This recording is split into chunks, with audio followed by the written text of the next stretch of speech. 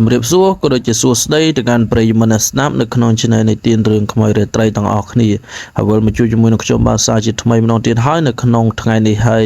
គឺខ្ញុំមានរឿងមួយដើម្បីចែករំលែកទៅកាន់ប្រិយមិត្តអ្នកស្ដាប់ទាំងអស់គ្នាហើយរឿងនោះមានចំណងជើងថាបំពេញកន្លែងគេសាច់រឿងទាំងស្រុងហ្នឹងគឺពីដើមឡើយហ្នឹងគឺមានកន្លែងមួយដែលមានគេដាំដើមឈើគេហៅថាដើមស្លែងហើយដើមស្លែងនេះទៀតសោតគឺវាមានច្រើនឆ្នាំហើយក៏វានៅយូរឆ្នាំដែរដល់គ្មានអ្នកណាហ៊ានទៅប៉ះពាល់ទេដែលគេមានជំនឿថាតែតែមានខ្មោចព្រាយអីនៅក្នុងដើមឈើហ្នឹងនៅពេលយប់ឡើងគេតែតែឃើញព្រាយ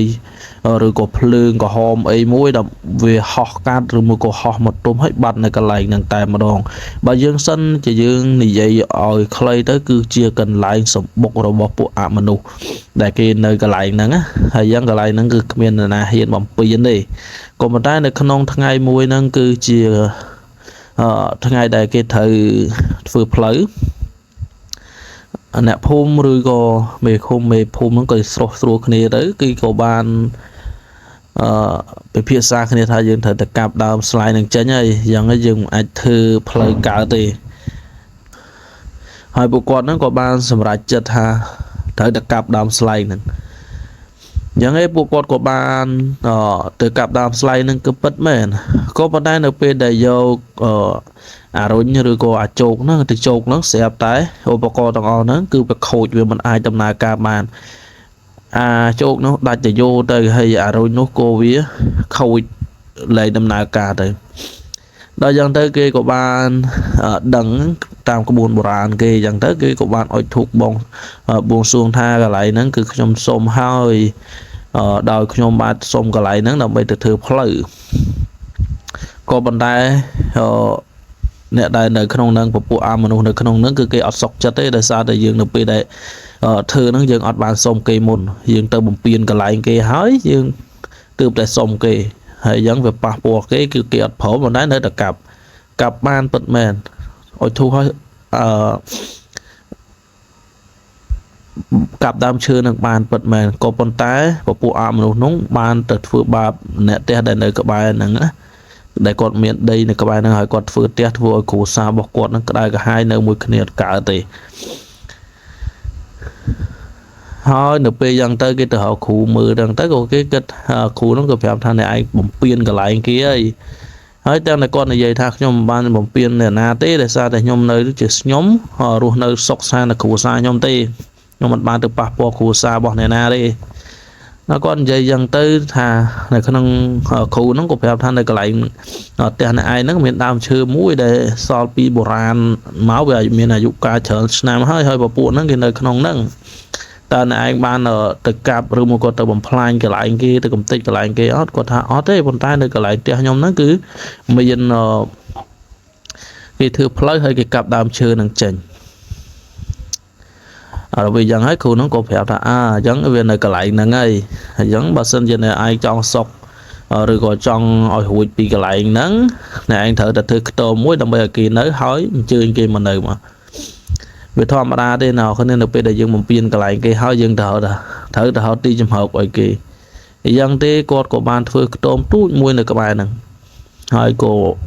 ដាក់ចេកដាក់អ៊ីសែនជារៀងហោះសិលអីចឹងណាកន្លែងហ្នឹងមកកន្លែងហើយនៅកន្លែងមួយទៀតហ្នឹងគឺដូចគ្នាសាច់រឿងហ្នឹងដូចគ្នាគឺមានដើមអំពិលមួយតែវាដុះនៅកណ្ដាលផ្លូវហ្មងហើយដើមអំពិលហ្នឹងមានអាយុកាលច្រើនហើយសូម្បីតែខ្ញុំក៏កើតមិនទាន់ដែរដើមអំពិលហ្នឹងហើយចាស់ហ្នឹងក៏គាត់តែងតែទុកផ្លូវហ្នឹងផ្លូវមួយហ្នឹងជិះកង់ហើយផ្លូវមួយទៀតបកសម្រាប់បរទេសសេះអាទេសគោអីចឹងទៅហើយគាត់មិនដែរនឹងបោឲ្យខូចផ្លូវខូចអីទេខូចយ៉ាងច្រើនគាត់ដឹកនាំគ្នាសហការគ្នាដឹកដីដឹកអីមកចាក់វិញតែប៉ុណ្្នឹងមិនដូចសម័យឥឡូវគឺគេសិតទៅប្រើឡានប្រើអីដើម្បីដឹកដីដឹកអីចឹងផ្លូវវាឆាប់ខូចដល់ពេលចឹងទៅមេភូមិមេឃុំគេឃើញផ្លូវកន្លែងហ្នឹងតូចទៀតគេក៏បានសហការគ្នាទៀតដើម្បីបង្ហិចផ្លូវហ្នឹងទៀតហើយចាយដល់អីដើមអំពិលហ្នឹងអំពិលហូបផ្លែរបស់យើងហ្នឹងគឺវាដុះចំកណ្ដាលផ្លូវហ្នឹងដល់ពេលដុះចំកណ្ដាលផ្លូវហ្នឹងធ្វើមិនទៀតគឺកាប់ចោល កាប់អាហ្នឹងហត់តែធ្ងន់ទៅទៀតណាគ្នាគឺក្លឹមដែរម្ដងដើម7ហ្នឹងហើយកំហមានផ្លែណាដុះទៅដើមឆ្កុយហ្នឹងទៅប៉ុន្តែអត់មានផ្លែទេគាត់ក៏បានទៅកោះទៀតទៅកាយទៅកោះទៅរុញទៀតក៏ប៉ុន្តែសារហ្នឹងគឺអាជោគហ្នឹងគឺវាដាច់តសៃលក្ខណៈថាវាខូចអាកន្លែងព្រៀងវាមិនអាចកាយកើតអញ្ចឹងណាហើយយ៉ាងទេគេក៏ឲ្យអារុញម្ដងអាហ្នឹងអត់ទាន់បានកោះមិនលើងផងគ្រាន់តែកោះគៀនផងដើម្បីមិនលើងដើម7ណានៅពេលដែលកោះយ៉ាងទៅគាត់បានវាចេះតែខូចឧបករណ៍ដែលកោះហ្នឹងទៅគាត់ក៏នឹកឃើញថារឿងពីមុនគាត់ធ្វើអញ្ចឹងប៉ះពាល់គេម្ដងហើយអញ្ចឹងគាត់ត្រូវតែទៅធ្វើពិធីសុំគេទៀតសុំបួងសួងគេអញ្ចឹងកាប់បានទៀតប៉ុន្តែសារហ្នឹងវាអត់គីណាទេគឺវានៅក្បែរវត្តដល់យ៉ាងទៅគាត់ក៏អត់សូវជាគោរពឬមួយក៏ធ្វើដូចមុនដែរពីព្រោះមុននៅក្បែរផ្ទះគេឥឡូវនៅក្បែរវត្តអញ្ចឹងគាត់អត់ទៅសុំអីណានៃទៀតទេនៅពេលដែលគាត់មកលើកហើយហ្នឹងគឺចប់តែម្ដងក៏ប៉ុន្តែនៅពេលដែលយប់ឡើងអ្នកនរគ្នាគឺគេតែងតែឃើញភ្លើងហោះជុំវិញកន្លែងហ្នឹងកន្លែងដើម7ហ្នឹងយើងគិតទៅធម្មតាដើមឈើណាក៏តែងតែមានគេនៅដែរតែងតែមានអមនុស្សពពុទេវតាគេនៅថែរក្សាដើមឈើហ្នឹងអញ្ចឹងណាទុកដូចជាកន្លែងផ្ទះគេអញ្ចឹងក៏បើយើងចូលទៅដោយគ្មានការអនុញ្ញាតពីគេផងគេហៅរឿងយើងគឺវាអត់ខុសទេដល់ពេលឃើញភ្លើងហោះឆ្វាត់ឆ្វៃអីយ៉ាងទៅអ្នកភូមិហ្នឹងក៏មានការខ្លោបខ្លាចហើយគេធ្វើពិធីមួយដេញគេហៅថាដេញព្រាយដេញខ្មោចអីតាមផ្លូវអីចឹងណា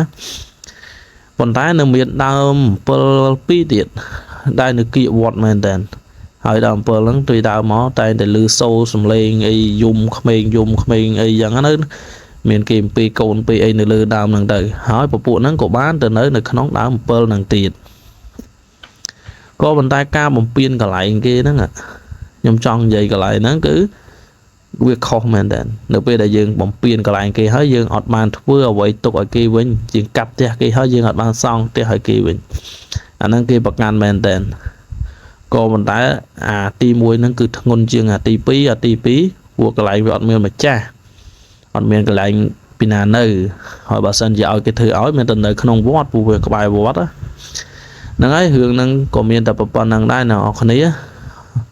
ហើយបើមានលើលុះខុសខាតកន្លែងណាអ្នកនរគ្នាខានតៃអភ័យអត់ទោសផងហើយកុំភ្លេចជួយចុច Subscribe Channel YouTube របស់ខ្ញុំម្នាក់មួយផងដើម្បីខ្ញុំមានកម្លាំងចិត្តនិងបង្កើតនូវមាតិកាថ្មីឲ្យអ្នកនរគ្នាបានស្ដាប់ជារៀងរាល់រាត្រីបាទសូមអរគុណនិងសូមជម្រាបលា